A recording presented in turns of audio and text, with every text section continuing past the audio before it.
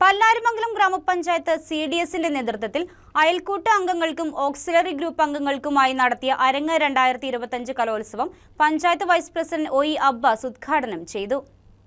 CDS chairperson Shareefa Rasheed അധ്യക്ഷത വഹിച്ചു. Vice chairperson നെജി ജബ്ബാർ, അംഗങ്ങളായ MM നസീമ, അമ്മിണി ദാസ്, ഷീബ നൌഷാദ്, ശ്രീജ അനിൽകുമാർ, ലത സതീഷ്, സുഹ്റ ജബ്ബാർ, ഷാജിദ സാദിഖ്, ആതിക ജലാം തുടങ്ങിയവർ സംസാരിച്ചു. വിവിധ കലാപരിപാടികളും അരങ്ങേറി.